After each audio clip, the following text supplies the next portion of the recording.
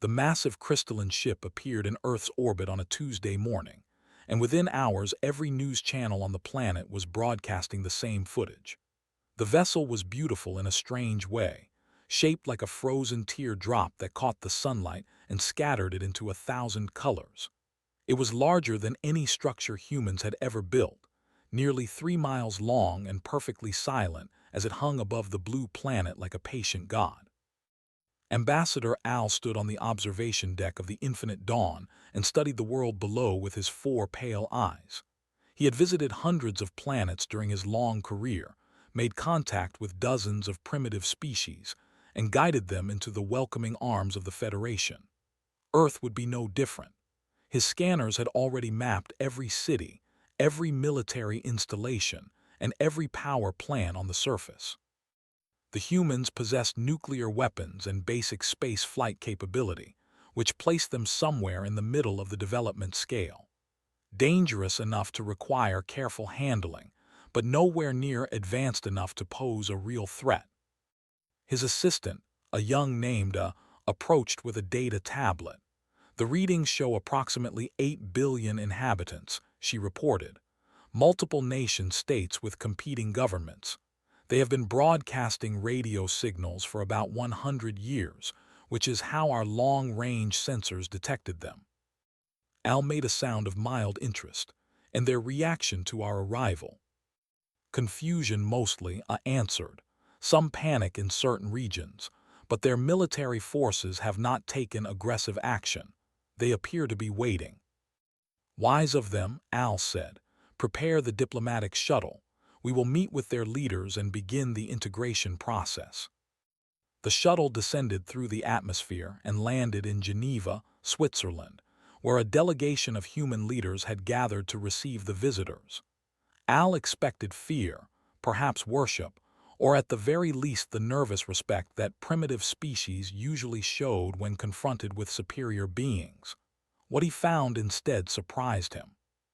Commander Jake Harrison of the United States Space Command stepped forward to greet the aliens with a firm handshake and a calm expression that revealed nothing. "Welcome to Earth, Ambassador. We have prepared a conference room where we can discuss the purpose of your visit." Al studied the human carefully. Jake Harrison was tall for his species, with short brown hair and steady blue eyes that met the ambassador's gaze without flinching. There was no fear in those eyes, only a careful watchfulness that Al found oddly unsettling. "Thank you, Commander," Al replied through his translator device. "I am Ambassador Al of the Federation. We come in peace, seeking to establish relations with your world and offer you membership in our galactic community." The conference room was filled with representatives from dozens of nations, all watching the alien delegation with expressions ranging from curiosity to barely concealed suspicion. Al took his place at the head of the table and began his standard speech about the benefits of Federation membership, the technological advances that would be shared, and the protection that came with joining a galactic civilization. Dr. Laura Mitchell listened to the ambassador's words with a polite smile that never quite reached her eyes. She was the lead on the human delegation, a woman in her early 40s with dark hair pulled back in a practical style, and a mind that worked faster than most computers. She had spent her entire career preparing for this moment, and she knew things about the Federation that Al would never suspect.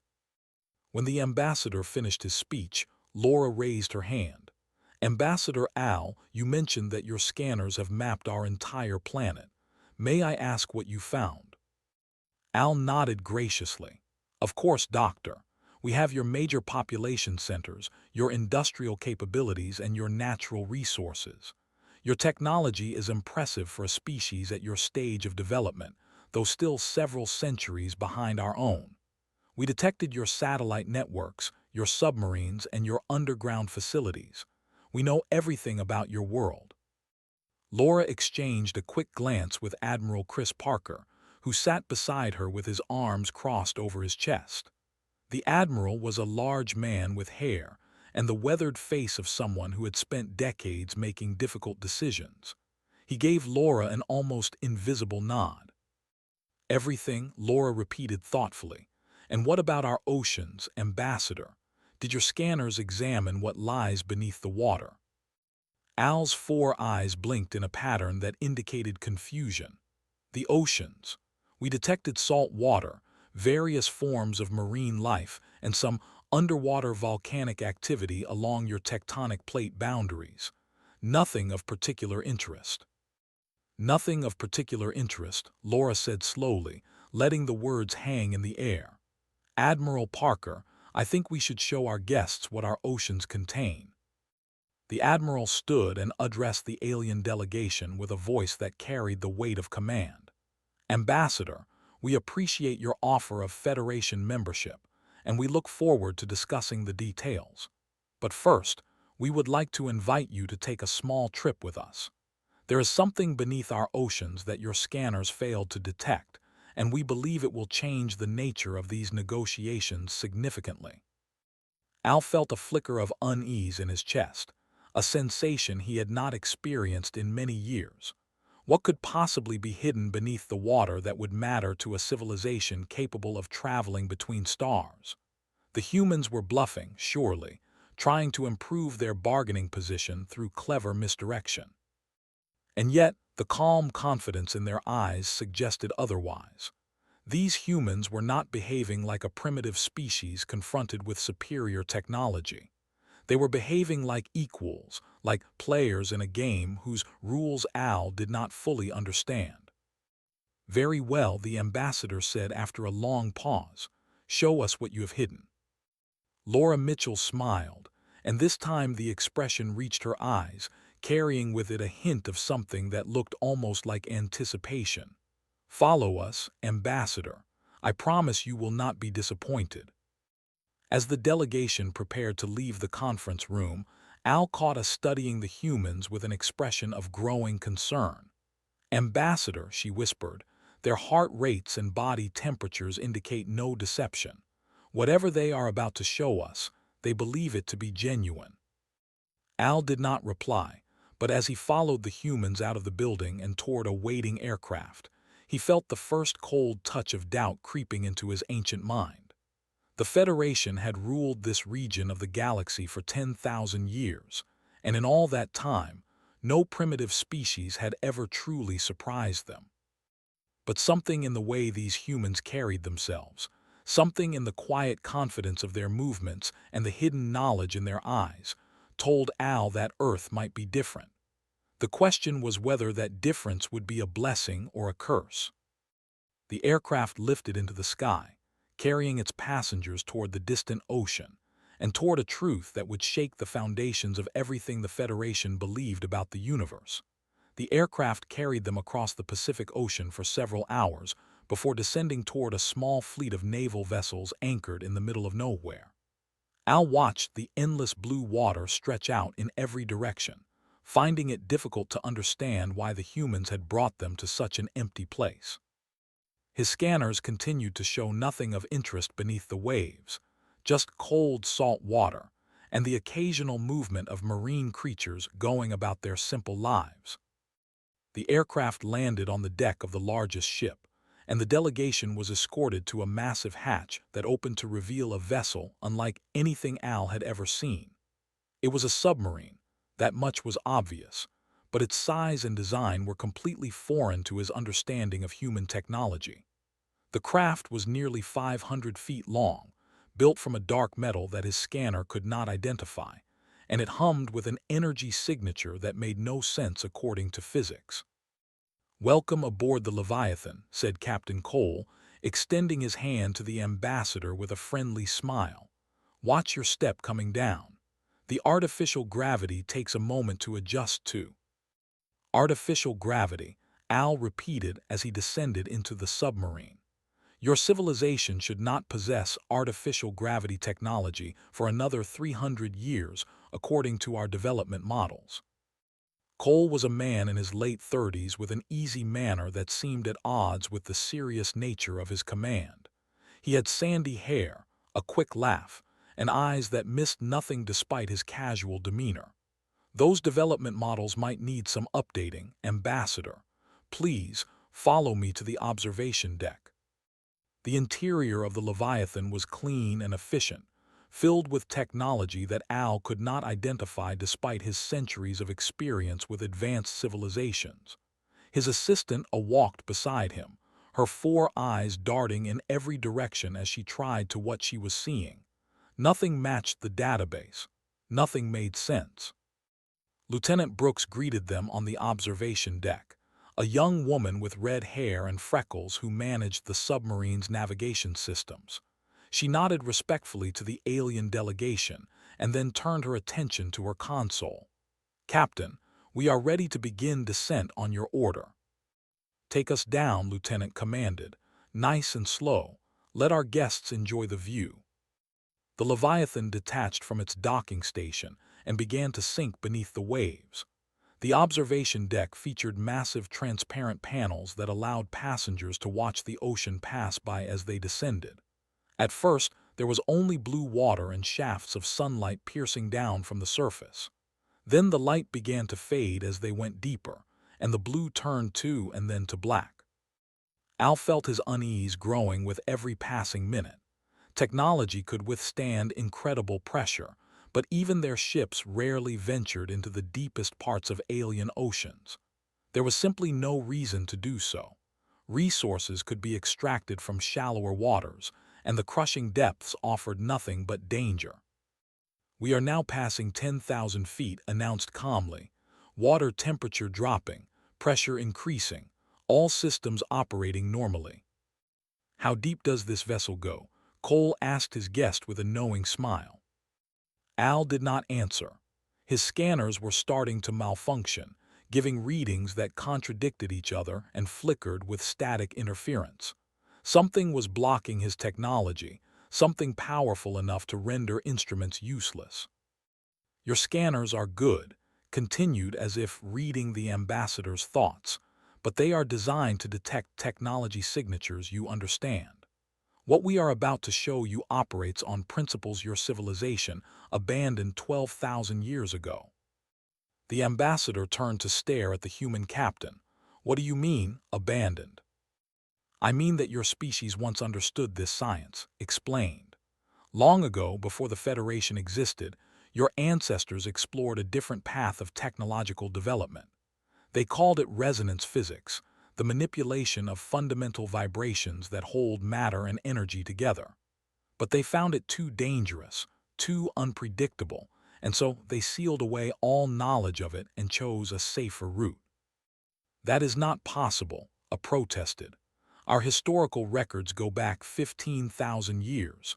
There is no mention of any abandoned technology." Dr. Laura Mitchell stepped forward from where she had been watching the exchange. "Your historical records were edited," she said gently. "Certain information was deliberately removed to prevent future generations from making the same mistakes. We know this because we found the original records." "Found them where?" Al demanded. Laura simply pointed toward the observation window. "Look." The Leviathan had descended past 30,000 feet, deeper than any submarine should be able to survive. The pressure outside was enough to crush any vessel built with conventional technology. And yet the ship continued its journey without complaint, its mysterious hull holding firm against the weight of the ocean. And then the lights appeared. At first Al thought his eyes were malfunctioning, adding to the failure of his other instruments. But the lights were real, shimmering far below like stars fallen to the bottom of the sea. They pulsed with a soft golden radiance that seemed to push back the darkness itself, creating a warm glow that spread across the ocean floor. As the Leviathan descended further, the source of the lights became clear. A city stretched out beneath them, vast and beautiful and utterly impossible. Towers of gleaming metal rose from the seabed, connected by bridges and walkways that curved in elegant arcs. Domes of transparent material covered parks and gardens where plants grew in defiance of the darkness. And everywhere, moving along the streets and through the buildings, were people. Humans. Al pressed his face against the observation window, all four eyes wide with shock. "This cannot be real. Your species does not have the technology to build such a place. We did not build it, Cole said quietly. We inherited it. Welcome to Atlantis, Ambassador. Population approximately 2 million. Age just over 11,000 years. And they have been waiting for this moment for a very long time. The Leviathan continued its descent toward the glowing city, and Al felt his understanding of the universe crumbling around him. Everything the Federation believed about Earth was wrong. Everything they believed about human capabilities was wrong. And if those things were wrong, what else had they failed to understand? The submarine approached a massive docking structure built into the side of the tallest tower, and mechanical arms extended to guide them into port.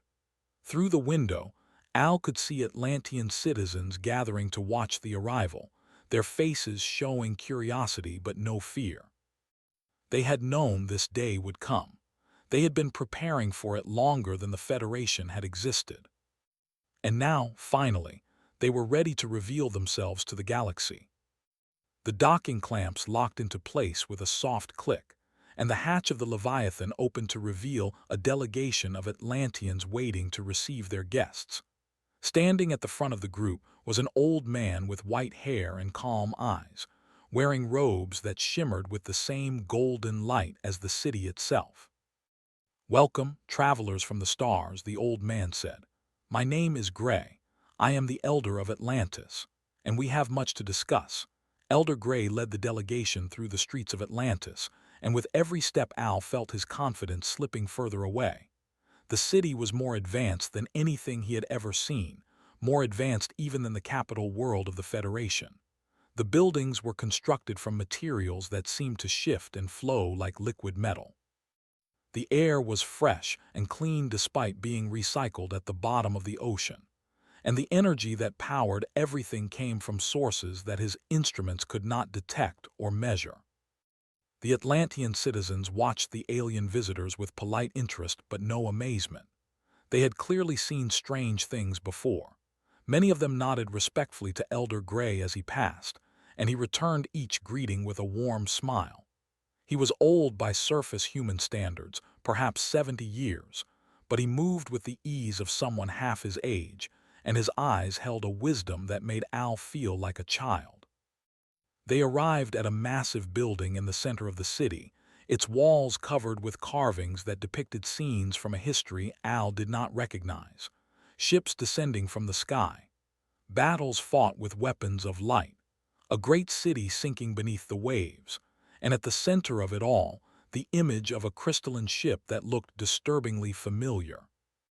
"The Grand Hall of Tides," announced as they entered the building. "This is where we make decisions that affect our people and where we welcome honored guests. Please sit. We have prepared refreshments and we have much to explain." The hall was carved from living coral that pulsed with soft bioluminescent light, creating an atmosphere that was both calming and slightly unnerving. Chairs had been arranged around a central platform, and the delegation took their seats as Atlantean servants brought trays of food and drink. Al was too distracted to eat. His mind was racing with questions that he did not know how to ask, and with fears that he did not want to acknowledge. The Federation had ruled this region of the galaxy for 10,000 years, confident in their superiority over all other species. But if the humans had possessed technology like this for 11,000 years, then everything the Federation believed about the balance of power was wrong. "You are wondering how this is possible," said, reading the ambassador's expression with ease. "You are wondering how a species you considered primitive could have hidden such advancement from you for so long.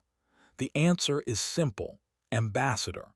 You were not the first visitors from the stars to underestimate humanity." Dr. Amy Foster stepped forward to address the gathering. She was the chief historian of Atlantis, a woman with silver hair and sharp green eyes who had spent her entire life studying the true history of human civilization. She activated a holographic display that filled the center of the hall with images and star maps. 12,000 years ago, Amy began, the Federation was not the dominant power in this region of space. Your ancestors were explorers and conquerors, traveling from system to system in search of resources and new worlds to claim. They found Earth and they found humanity, and they believed we would be easy prey. Al stared at the holographic images of ancient ships descending toward Earth. "This is not in our historical records," he protested. "We have no documentation of any contact with Earth before today." Nodded slowly. "That is because we erased those records, and we erased the fleet that came here to conquer us." The holographic display shifted to show scenes of battle.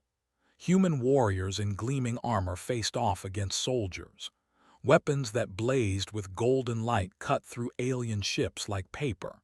And at the end of it all, a great city sinking beneath the waves, descending into the darkness of the ocean to hide from any future visitors.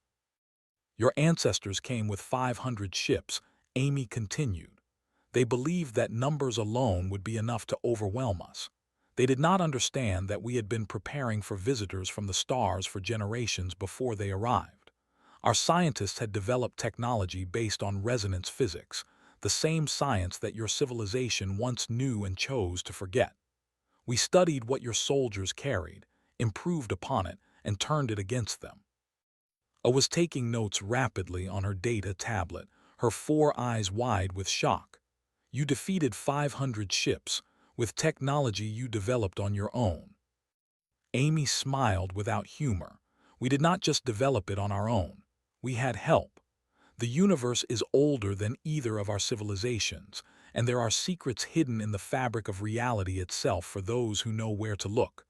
Our ancestors found those secrets, and they used them to protect our world." Stood and walked to the edge of the holographic display. "After the battle, we faced a choice. We could reveal ourselves to the galaxy and claim our place among the stars, or we could hide, letting the universe believe that Earth was still a primitive world while we continued to develop in secret. We chose to hide." "Why?" Al asked. "If you possess such power, why not use it?" "Because power without wisdom is dangerous," replied. "We had defeated your ancestors, but we knew that greater threats existed beyond the boundaries of explored space. We needed time to prepare, time to grow stronger, time to understand the true nature of the universe. And so we sank Atlantis beneath the waves and allowed the surface nations to develop on their own, while we watched and waited." The holographic display showed the passage of centuries, the rise and fall of surface civilizations, and the steady growth of Atlantis in the depths of the ocean. The Atlanteans had never stopped advancing, never stopped learning, never stopped preparing for the day when they would reveal themselves once more. "The humans on the surface," Laura Mitchell added, "were our shield. They were the face we showed to the galaxy, a species that appeared primitive and harmless. But Atlantis was always our sword, ready to be drawn when the time was right." Al felt the weight of these revelations pressing down on him like the ocean above. Everything he believed about humanity, about the Federation, about the balance of power in the galaxy, was built on a lie. The Federation had spent 10,000 years believing they were the dominant civilization in this region of space, when all along a greater power had been watching from the shadows. "Why reveal yourselves now?" the ambassador asked, his voice barely above a whisper. "Why show us the truth after so many years of hiding?" His expression grew serious, and for the first time Al saw something other than calm wisdom in the old man's eyes. He saw fear. "Because the time for hiding is over," said quietly. "Something is coming, Ambassador. Something we have been watching for 9,000 years, something that makes both of our civilizations look like children playing with fire. The ancient enemy that drove your ancestors to explore the stars in the first place, the darkness that your historical records have tried so hard to forget." He gestured to the holographic display, which shifted to show a map of the galaxy. At the very edge of the map, beyond the boundaries of known space, a vast shadow was moving slowly but steadily toward the core worlds. "We revealed ourselves because we need allies," continued. "Not subjects, not conquered peoples, but true allies who will stand beside us when the darkness arrives. The question is whether the Federation is ready to become what we need you to be." Al stared at the approaching shadow, and for the first time in his long life, he understood what it meant to feel truly small. The revelation of the approaching darkness hung in the air of the grand hall like a physical weight, pressing down on everyone present. Al wanted to dismiss it as a trick, a manipulation designed to frighten the delegation into cooperating. But the fear he had seen in Gray's eyes was too genuine to fake, and the readings from the holographic display matched data fragments that the Federation had classified and buried centuries ago. Still, the ambassador was not willing to simply accept everything the Atlanteans claimed. He had not survived 400 years of diplomatic service by trusting blindly, and he refused to start now. "Before we discuss alliances or ancient enemies," he said carefully, "I require proof. You claim to possess technology beyond anything the Federation has developed. Show me." Nodded as if he had expected this request. "Of course, Ambassador. Admiral Ben Carter will escort you to our proving grounds. There you will see exactly what Atlantis is capable of." Admiral Ben Carter was a tall man with broad shoulders and the confident bearing of someone who had commanded warships in actual combat.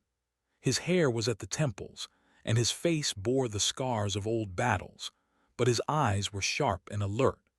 He led the delegation through a series of underground tunnels that connected the central tower to a vast underwater arena located on the outskirts of the city. The proving grounds were enormous, a dome of reinforced material that stretched for miles in every direction. Inside the dome, Atlantean engineers were working with equipment that Al could not begin to understand. There were machines that floated without visible support, weapons that pulsed with contained energy, and vehicles that seemed to phase in and out of normal space as they moved.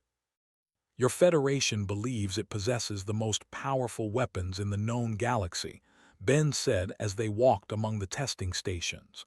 "Your plasma cannons can level cities in minutes. Your gravity bombs can crack continents down to the mantle. Impressive technology, truly. We respect what your civilization has achieved." Al straightened with a touch of pride despite himself. "The military is the most advanced in explored space.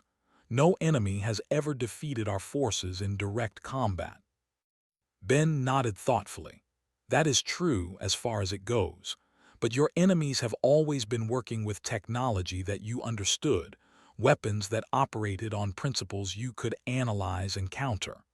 What happens when you face something that works on entirely different rules?"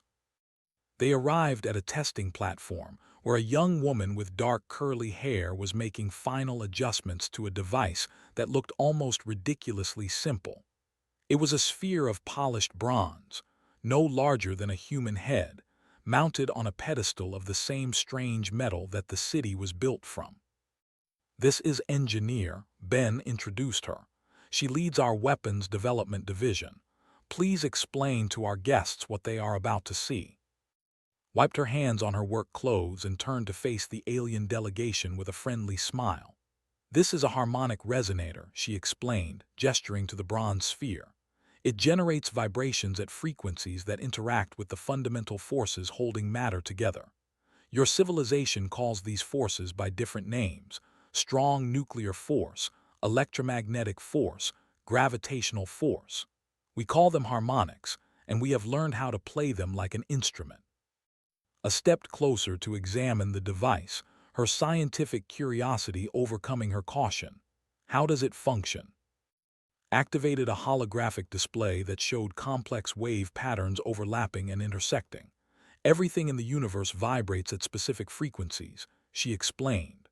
"Atoms, molecules, energy itself. All of it is just different songs playing in the same cosmic symphony. This device identifies the frequency of a target and generates an opposing harmonic that cancels it out. When the frequencies cancel, the bonds holding the target together simply stop working." Al frowned. "What do you mean, stop working?" "Watch and see," Ben said. He nodded too, who began powering up the harmonic resonator. The bronze sphere began to hum, producing a sound that was more felt than heard. The holographic display shifted to show an image of an asteroid floating in deep space, far from any inhabited worlds. Sensors indicated that the asteroid was approximately the size of Earth's moon, a massive chunk of rock and metal that would have taken the military weeks to destroy with conventional weapons. Target locked, announced calmly. Resonance pattern established, initiating harmonic cascade in 3, 2, 1. The sphere pulsed with golden light, and for a moment nothing seemed to happen. Then the image of the asteroid began to shimmer and distort, like a reflection in water disturbed by a stone. The shimmer intensified, spreading across the entire surface of the massive rock. And then the asteroid simply dissolved. There was no explosion, no debris, no shockwave. One moment the asteroid existed, and the next it was gone, reduced to a fine dust that dispersed into the vacuum of space. Al felt his heart stop beating for a terrifying moment as he processed what he had just witnessed. That asteroid was the size of your moon, he breathed. You destroyed it in seconds. Correct, confirmed pleasantly. And this is our smallest model, Ambassador. We have 17 larger versions positioned at strategic locations around the planet. We have never needed to use them against an actual threat because no one has ever discovered our existence. But they have been tested, refined, and improved for 11,000 years. They are ready. A was trembling as she took notes, her stylus barely able to form coherent words. The implications, she whispered. If you can destabilize atomic bonds at will, you could destroy anything. Ships, planets, stars. We could, Gray confirmed. He had arrived quietly during the demonstration and now stood beside the testing platform with his hands folded calmly in front of him. But we have chosen not to. Power without restraint is not strength, Ambassador. It is madness. Our ancestors learned that lesson the hard way, which is why they hid Atlantis beneath the waves instead of conquering the surface world. Al struggled to find his voice. If you have possessed this capability for 11,000 years, why have you never used it? Why hide when you could have ruled? Because ruling was never our purpose, replied. We are guardians, Ambassador. We watch, we wait, and we prepare. The darkness that approaches does not care about empires or conquests. It consumes everything in its path without discrimination. Human, all life is equally threatened by what is coming. And you believe your weapons can stop it? Al asked. His expression grew serious. I believe our weapons can hurt it, which is more than anyone else has managed. But stopping it will require more than weapons. It will require unity, cooperation, and the combined resources of every civilization willing to stand against the void. Ben Carter stepped forward. We have shown you what we can do, Ambassador. We have revealed secrets that have been hidden for longer than your Federation has existed. Now it is time for you to make a choice. Will you return to your leaders with the truth, or will you pretend that you saw nothing and hope that the darkness passes your worlds by?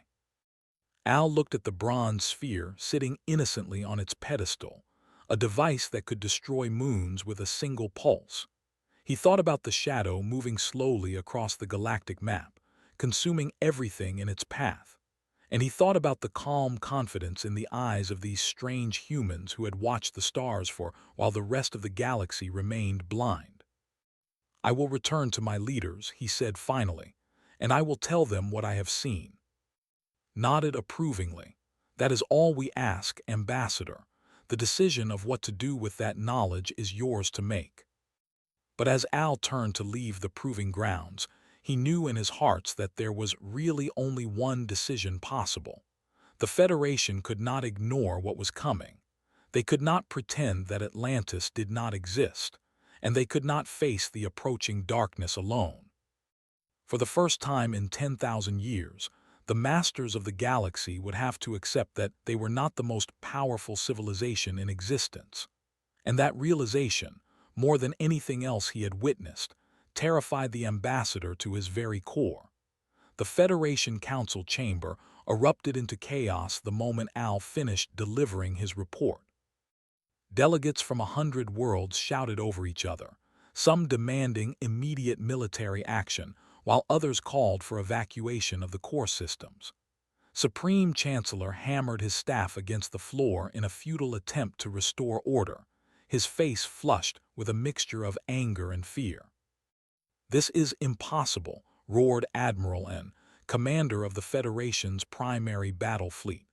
A primitive species hiding superior technology beneath their oceans for 11,000 years. It defies all logic.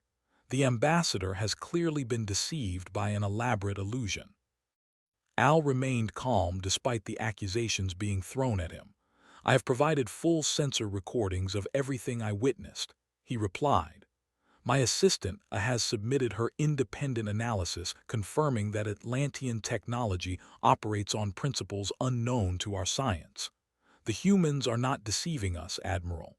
They are offering us a chance to survive what is coming." The holographic display in the center of the chamber showed the same shadow that Gray had revealed in the Grand Hall of Tides.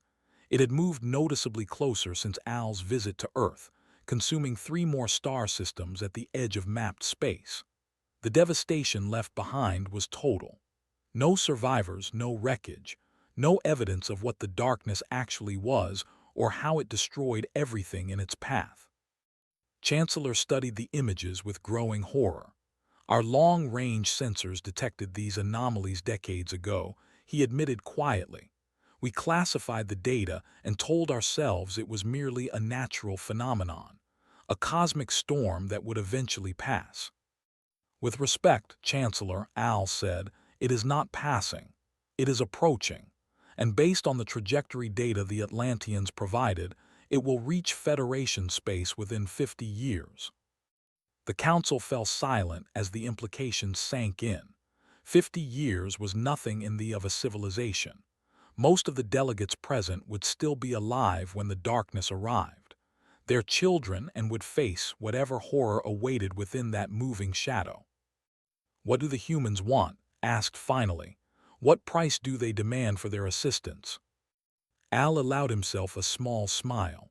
"That is perhaps the most surprising part of all, Chancellor. They do not want to rule us.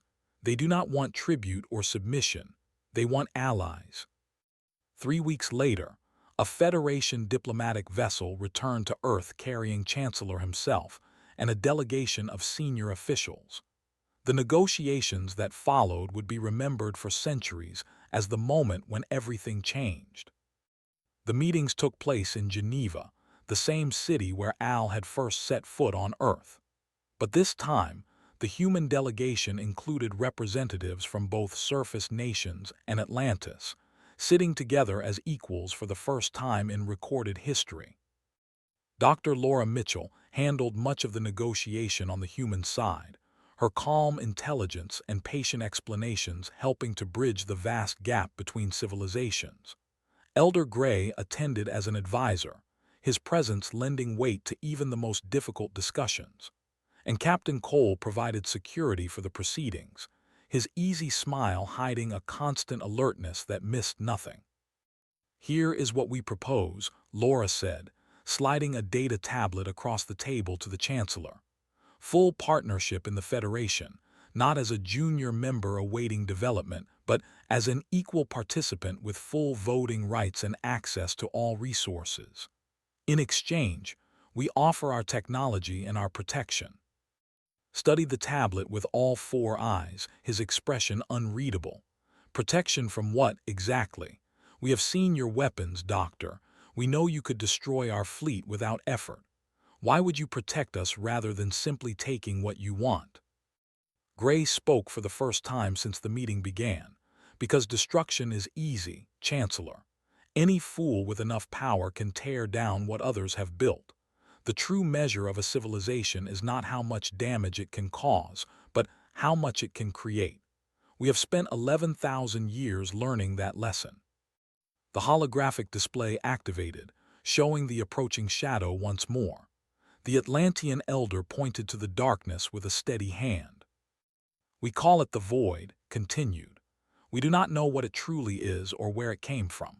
We only know that it has been consuming civilizations for millions of years, perhaps billions. Our sensors have detected the remains of species that fell to its hunger long before your Federation or our Atlantis ever existed. Felt a chill run through his ancient bones. If it has been destroying civilizations for that long, how can we possibly hope to stop it? We are not certain that we can, admitted, but we believe that together we have a better chance than either of us would have alone. Your Federation controls vast resources and commands billions of soldiers. Our technology can amplify those resources in ways you cannot yet imagine.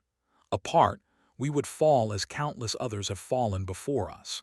Together, we might achieve something new. Laura Mitchell leaned forward, her eyes meeting the Chancellor's directly. We are offering you a choice, Chancellor. You can return to your worlds and pretend this conversation never happened. You can spend the next 50 years preparing for a battle you cannot win alone. Or you can accept our hand in partnership and help us build something that has never existed before. A true alliance of equals, standing together against the darkness. The chamber was silent as considered his options. The Federation had ruled this region of space for 10,000 years, never bowing to anyone, never accepting equals. The idea of sharing power with a species they had considered primitive was almost physically painful. But the shadow on the display continued its slow advance, and the Chancellor knew that pride would not protect his people from what was coming. The Federation, he said slowly, each word carrying the weight of an empire, accepts humanity's offer of alliance. The room erupted in applause from both delegations, a sound of relief and hope that echoed off the walls of the conference chamber. Captain Cole raised a cup of coffee and a toast, grinning at the Chancellor with genuine warmth. Welcome to the neighborhood, Chancellor. Now let us show you what else we have been hiding. In the weeks that followed, the alliance began to take shape. Atlantean scientists shared their knowledge of resonance physics with researchers, opening doors to technology that had been sealed for 12,000 years. Federation engineers began adapting Atlantean designs for mass production, building weapons and shields that could actually harm the void. And deep beneath the Pacific Ocean, the ancient engines of Atlantis hummed with renewed purpose. For 11,000 years the city had waited in darkness, preparing for a war that might never come. Now that war was finally approaching, and the waiting was over. Elder Gray stood on the observation deck of the Grand Hall of Tides, watching as and human scientists worked side by side on the platforms below. Dr. Amy Foster joined him, her silver hair gleaming in the bioluminescent light. "Do you think we made the right choice?" she asked, "revealing ourselves after so many centuries of hiding?" Smiled softly. "We will find out soon enough. But I believe that some secrets are meant to be shared, and some battles are too large for any civilization to face alone. Our ancestors hid because they were afraid. We are choosing to stand because we have hope." The city stretched out before them, golden and gleaming and full of purpose.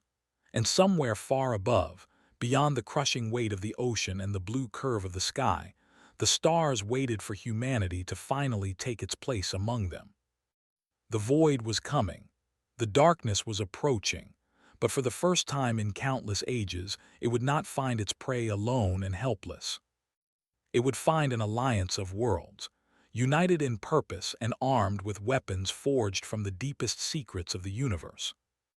And humanity, the species that had hidden in the shadows for so long, would finally rise to meet its destiny. Not as conquerors, not as destroyers, but as guardians of all life, standing against the darkness that sought to devour everything. The ancient engines of Atlantis pulsed with power, and the city began its long ascent toward the surface. It was time for the sword to be drawn at last.